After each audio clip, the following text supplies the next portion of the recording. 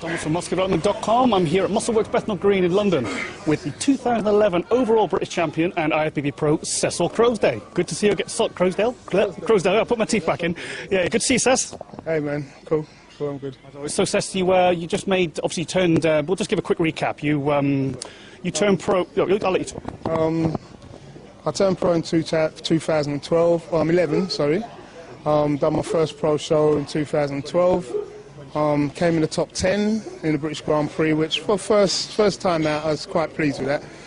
With the lineup, you know, you had Sean Roden, Johnny Jackson, Tony Freeman, Ronnie Winkler, Robert Piotrkowicz, the Polish guy. Yeah, good lineup. So top 10 weren't too bad, and I can say I beat the other British guys as well, so I was quite pleased with that. Yeah, I'm happy. I mean, the last time when I won the pro show, that was kind of my aim, to look at the top 10 guys and, you know, see what they look like and try to aim to make a top 10 in a show. You know, to come across and get in the top 6 or top 3, you have to be really outstanding. I don't think I was, as I could say, ripe enough. I weren't really ready for top 6, top 3, so I still had work to do. So to make top 10, I was quite happy.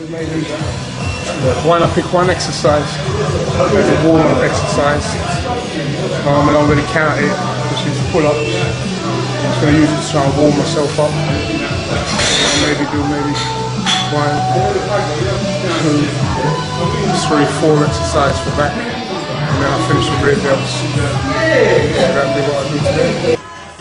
When I go from one exercise to the next, I tend to what I call a groove set. I pick a light weight and try to adjust my body to the angle that I'm working from, so I can feel where I'm going to work and try and stay in that position throughout the exercise. So my second exercise, I'm doing close grip, fairly close grip, shoulder width, overhand grip, lat pull downs. I feel like I can get my elbows right back, more so than underarm. So I use this one to try and get some thickness in the lats. So you've been a pro just over a year now. How's that been for you? It's like starting all over again, really, because, you know, you come up from the amateurs, you go as far as you can. You know, it happened in a short space of time for me.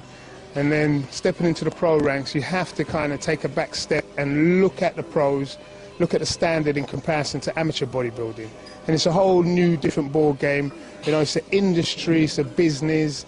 You know, you want to be sponsored, you want it to be marketed by companies that are involved in it. So you're not just talking about physique that you changed? You still have to have the physique. You've got to build or change or bring up your weak points. You have to maintain what you've got. You might have to raise that standard. And then, you know, it's like starting all over again. So a year I don't think is enough. I think the first year is where you've got to assess what you've got to do. You know, and then the second year you've got to concentrate on trying to, you know, do what you've assessed. And maybe the third year you make a good impact on the scene. So, you know, there's a lot of work to be done, and it doesn't happen overnight. I find with this exercise, you know, you can arch your back. You know, for me, and I think for anyone who trains back training is about feeling what you're doing. You know, you can't see your back, so you've got to feel your back. You know, arch your back, pull your elbows down, pull them through, squeeze. And you can feel what you're doing at that point. So I find this exercise with overhand grip very effective for that. You know, try it.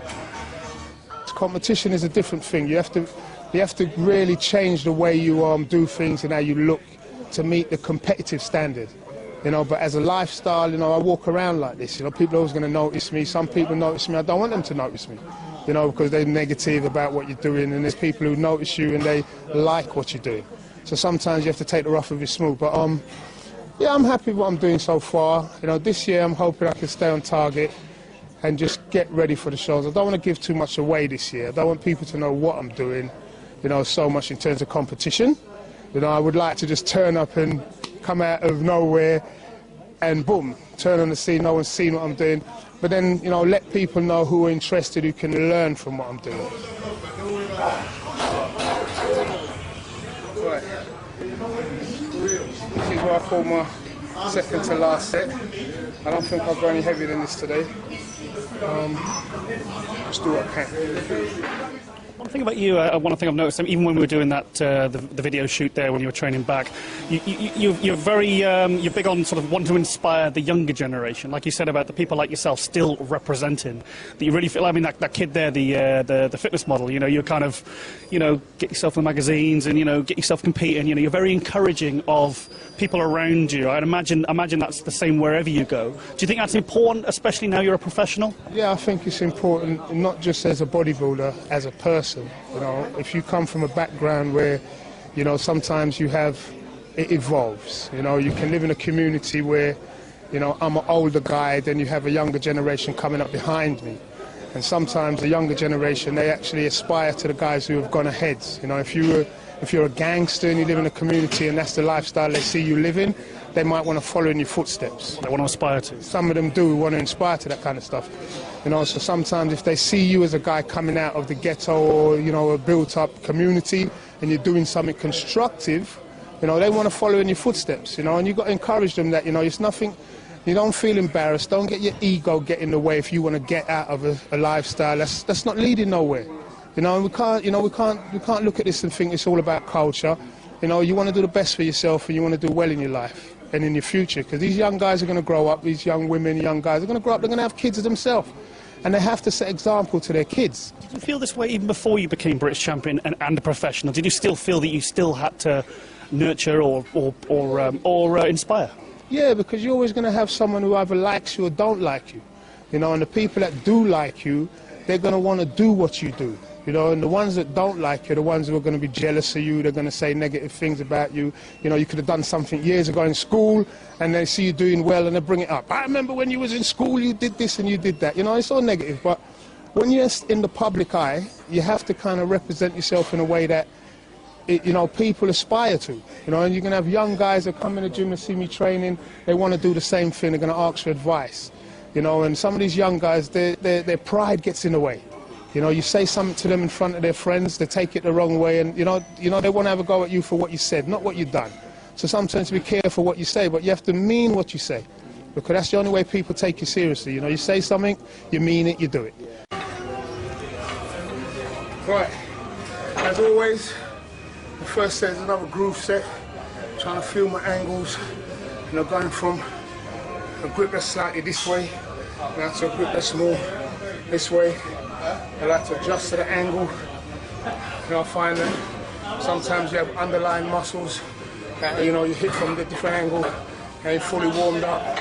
Then you start going heavy and then you feel a pull in the shoulder or in the back of your neck because they ain't warmed up. So sometimes adjusting to a different position makes it easier to do once you get going and it warms you up. I don't know, I'm a stickler for getting things done. So if I set my mind to do something, I'm going to keep going until I do it. And if I don't do it, it's going to nag me. You know, you could have done this, you could have done that. So that motivates me in itself to get the job done. You know, and if I get the job done, you know, I feel a sense of accomplishment. Yes, I did what I set out to do. You know, I'm not one of these guys who's going to stay around negativity. You know, if I go somewhere and I feel a mood or uncomfortable, I leave. Because it's a big world and we can always go somewhere where you feel different.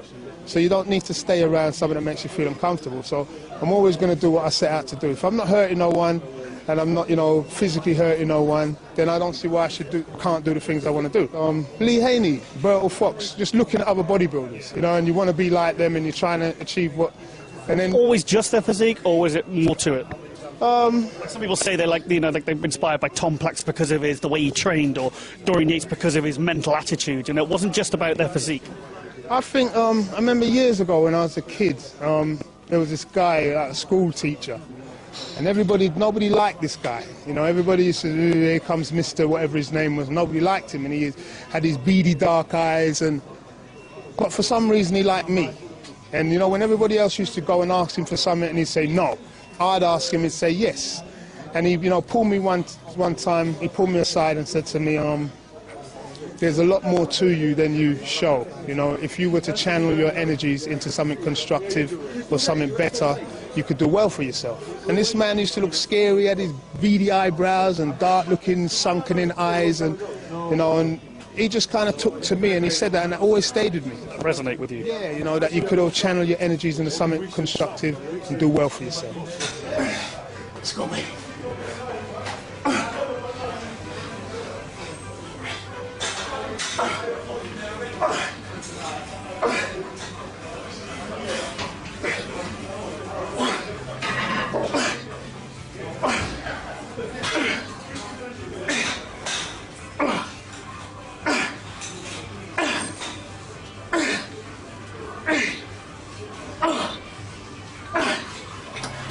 Stronger for longer, man. Okay. That's back. Mixing up today with the machines. Starting out with chins. 3 sets to warm up. And some overhand shoulder width. Lat pull downs to the front. Some T-bar rows. And finish off with single arm rolls. Now I'm going to do some rear delts. You know, you do well in your life, you get somewhere, you help someone else. You try and pass that on to other people. You know what I mean? There's always going to be young. I find that younger people, I'm attracted to them, they're attracted to me. And, you know, I can go somewhere and be talking to young people that sit there, they're comfortably talking to me. And then they ask me how old I am. I ask them, how old are you? I'm 20. I'm 19. How old are you? I'm in my 40s. And they'll be like, oh, you know what I mean? But until we mention age, everyone's sitting there and having a mature discussion, you know, and some of the things and advice you're giving them, they're taking it on board. So if that is something that's naturally happening, then you use it to be constructive and give good advice to people around you, you know, and it's not just about training, but it's about in life in general. Wow. Again, you're giving us gold, mate. I mean, it was the same last time. I said we had to split the interview into 2 because I didn't want to edit it down because it was that good, it was that interesting. So I could talk to you all day. One final question. I know you're not saying you're not giving much away, but what are your plans for 2013? Give us an update. I was here 1 year ago. Well, I'm just going to train and get, you know, do what I do. I need to, my aim is to get back to my full off-season weight. You know, get Which is? Up to 270. 270? I want to get strong again and just, you know, right now I'm doing things, you know, clean, and I want to keep it that way for as long as I can. But in terms of competition, I think that I need to get my body where it needs to be competitive. You know, there's a lot of bodybuilders out there. You stayed pretty close to condition last year, didn't you? You didn't really go out, did you? No, because I had to, because I was guest spotting and I was going to do another show. You turned up at 270. No, you can't turn up at 270. Even I did a show close to that, and I got a bit of ridicule for it.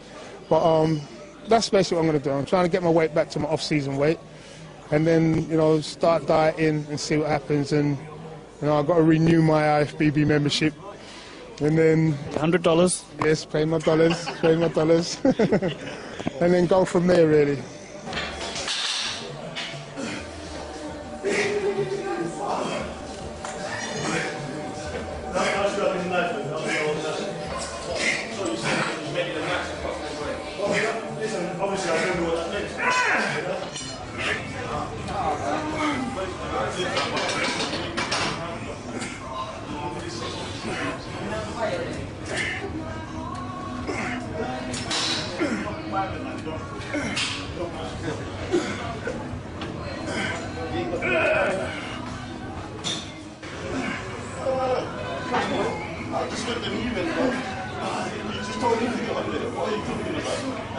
Okay, that's my workout for today. Usually I stick to the basic exercises. You know, barbell, bent over row, T-bar row, some days deadlift. But today I just mixed it up with the machines, as I said before, and it felt good.